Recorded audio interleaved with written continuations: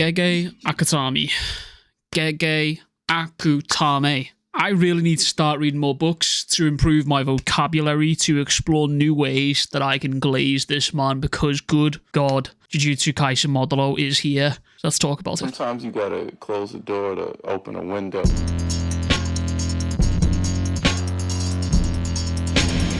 Before we get into the video, I just want to say, like, subscribe, turn on notifications, support me on Patreon, and follow me on Instagram, please and thank you. But this chapter opens up with a flashback of Chapter 1, Modulo, we are seeing a seemingly innocuous moment between Tsurugi and Granny Maki here, where Maki tells Tsurugi that his losses will grant him strength, but to be careful because it is a double-edged sword. And Maki goes on to talk about Mai just a little bit, and she goes on to ponder about how, thanks to Mai, she acquired strength, but she wonders if she ever really needed to become strong. And I think the idea of multiple people within this series reaching a certain age or being on the brink of death and looking back at their past actions and wondering if things could be different. A prevalent thing that I've seen happen within the series. Sukuna in death pondered his actions, Gojo in his death did the same, and Maki close to his in her old age is now also doing it now. And I kind of like the idea personally that a lot of characters within Jujutsu Kaisen act with such resolute resolve. That moment, their will is immovable, it is indomitable, and it shows that in the fact of death, that willpower sort of wavers as they ponder the course of their lives, as they figure out and think about where things went right and where wrong. And as Maki continues talking about Mai here, we once again get to see these geese flying overhead, where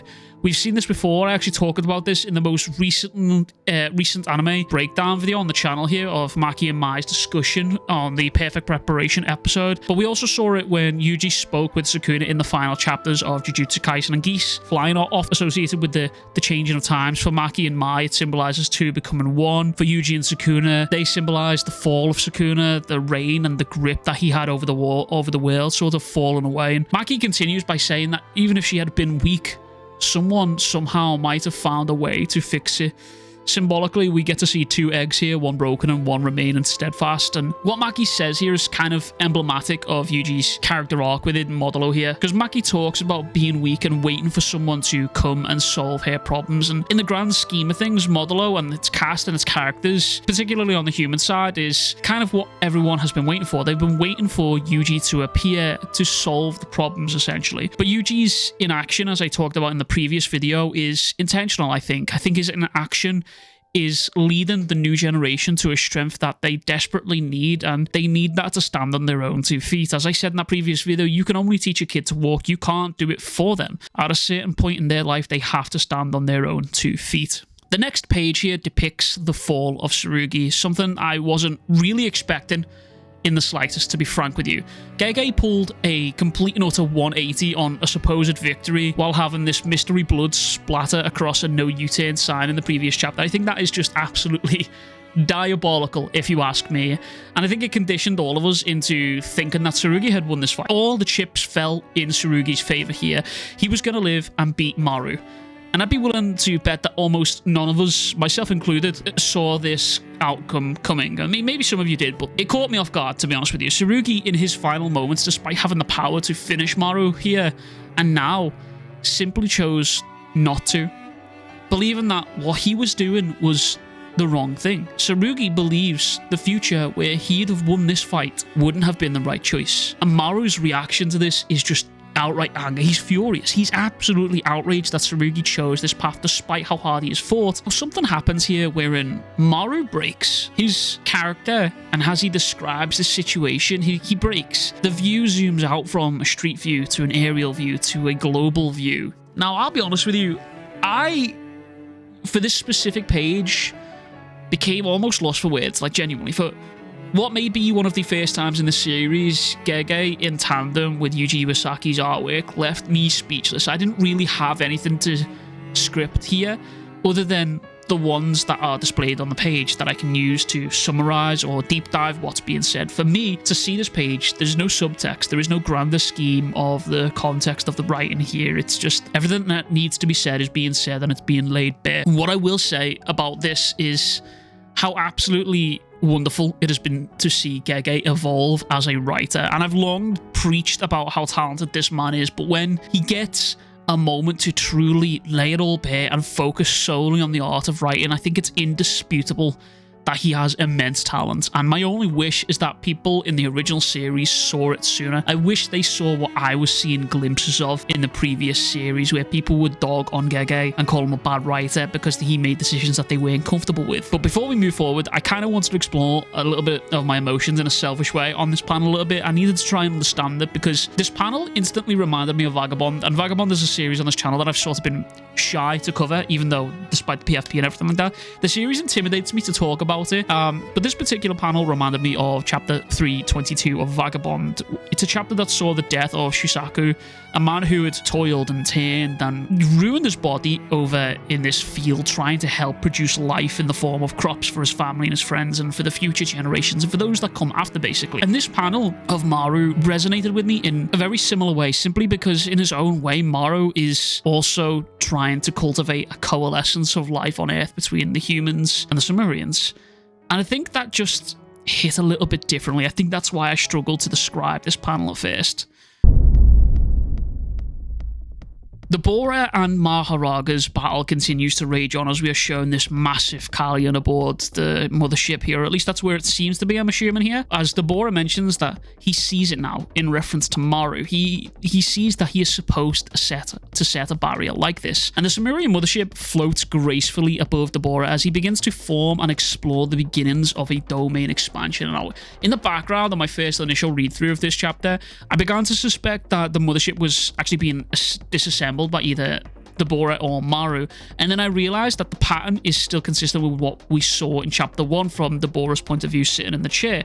So I could be wrong in saying this, but when Dabura says, "Maru, I see it now," am I supposed to set a barrier like this? I began wondering if the ship itself is actually Maru's domain. Now, you might think I'm crazy for this one, but I want to cast your minds back to two people in Jujutsu Kaisen, Hikari and Yuta. Two people who have shifted their coordinates and the area of their domain while being inside them. Those domains have acted like a ferry, a ship, a car plane. We'll call it whatever you want, but they use those domains to transport themselves to a more advantageous position within their fights. And I wonder if the Muru or from Sumeria allowed Maru and Cross to form a barrier that allowed them to travel across space again. Maru's technique is also Cross's technique, but regardless of that, Maharaga's wheel begins to spin almost continuously, it seems like. And Dabura begins to question just what it is that Maharaga is adapting to currently. Is it his cursed energy? No. Perhaps it is existence itself. Now, I don't know whether that's what's happening here, because I'm sure some power scalers out there are going to have a blast with this one. This could be a difference in translation, so I am very eager to see what the officials say. Whether this translation is accurate or not, because how does one adapt to existence? I couldn't even get my mind around this, but Dabura remarks how he's finally glad to have someone quieter than himself, finding someone who he could sit down with and talk with for the first time. And I really like the idea that Maharaga isn't only acting as an opponent for Dabura, but almost like a therapist too. Dabura is just talking into the void here. He's just literally getting donor walled here, and through that process he is finding not only himself but also his power. He's finding his potential, a power that is absolutely magnificent, I must say, because Dabura's domain has to be one of the most beautiful constructed domains that I have ever seen within this series, to be quite frank. It's almost as if it's been modeled from this kaleidoscopic vision of abstract architecture, and the domain is an incredibly long name, to be honest with you. I don't know if the officials will translate it to different variations here, but TCB's translation is long-winded as fuck. But also on that note, I mentioned this earlier, but please read the officials. I think people seem to understand that I'm not reading the officials and I only read TCB. I read the officials also, and I just do this because I'm impatient, to be quite frank with you. But it's always great to see different interpretations of a series through the translators. And I think reading both can definitely deepen the understanding of a series as a whole. So read both. Read TCB and the official. However, it is incredibly nice to see that Dabura has achieved all of this within this fight with Maharaga. There hasn't been anyone in this series, as far as I'm concerned, who has been able to do what Dabura has done in such a short amount of time. And if only he'd come to Earth when Sukuna was around, they'd have been some seriously good fucking friends. In the way Yuji and Todo have a bromance, I imagine Sukuna and Dabura would have been on that same sort of level, to be honest with you, because Sukuna would have been absolutely ecstatic about the possibilities of Dabura's growth. They'd have been battling for fuck knows how long. I imagine that those two meeting would have potentially collaborated in something greater than a domain or a maximum technique. I just can't imagine those two not growing off their combat. But the chapter now switches over to Yuji, who is interacting with Maru in some sort of case realm, maybe. I think it's hard to describe the area that they're stood in now. In chapter 160 of Jujutsu Kaisen, Kenjaku helped ferry out people from the Culling Game barrier, and he's in a place that he refers to as a case or the case realm, and it's an idea that sort of was never really touched upon ever again. And in Modulo, it's been a common theme that Gege has been circling back quietly in very light ways to tie up previous plot points, and I wonder if this is one of those points. Maybe, potentially. Let me know what you think in the comments down below. But anyways, Yuji meets with this Mahusif Kallian right here, and it's to Maru's surprise that Yuji is already very much aware of what is going on here. Yuji reveals that Todo gave him the rundown, and he's obviously aware of everything, basically. Now, I could be wrong here, but if Yuji hasn't been in contact with Jujutsu headquarters, but somehow knew the Sumerians and knew they were here and somehow knew about this Kallian, to me, that kind of implies that Todo's been doing a bit of recon to help Yuji gather intel, either in Jujutsu headquarters or up in the spaceship itself, because Todo's Boogie Woogie would be absolutely perfect for recon also. Like, you've got to understand, like, that is potentially one of the stealthiest techniques that you could probably have within this series. I mean, look no further than Kenjaku and Yuta, right? That whole thing played out because of Boogie Woogie. These two could sort of be operating almost like a Black Ops team, especially since the last chapter, the extras there at the beginning, confirmed that Todo was an X grade 1 sorcerer, which means he's no longer affiliated with Jujutsu High. But this conversation leads Maru to revealing this particular Kallian is the oldest one aboard the ship, meaning that there's possibly many more inside the ship that we are yet to see. Now, you have to remember that Kallians are also immortal unless killed, which reminds me of someone else we know, but I will swing back around to that a little bit soon, so bear with me. But Yuji was chosen by Maru's technique as a suitable candidate for what comes next. By using the power of Tsurugi and Yuka's grandfather, the Muru of Naonax, through my and his technique, I'd like to create harmony between Earthlings and Samorians. Now, Maru wants to appoint Yuji to be the witness of this newborn harmony and Earth's new representative, essentially. But to put it plainly, Maru would like to create a world where case spirits are no longer born, to which Yuji then pulls out the Book of Souls. Now, if you've not recently, I would hard recommend going back to read chapter 77, because this goal from Maru here circles all the way back around to Yuki's goal. Again, as I mentioned earlier, this is another one of those plot lines that Gege never got to fully explore during the first run of Jujutsu Kaisen. But if you've been around this channel for a long enough time, you know I was obsessed with this particular book. It set me down so many rabbit holes, so much so that I made a mind map of all the information that I could find, piecing it all together and what it all meant. I went full schizophrenic just off this one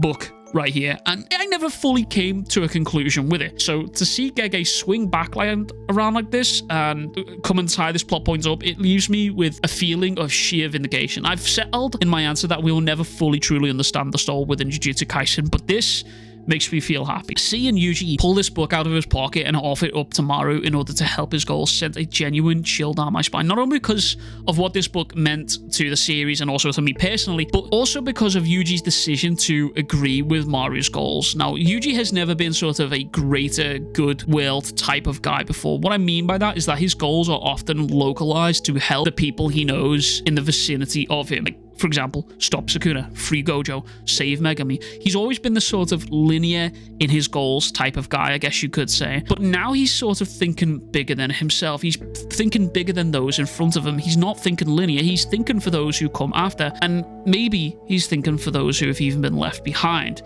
Now, the most important part of this chapter thus far, Maru tells Yuji that there is just one more person he needs to speak to. Mahito. The fact that Yuji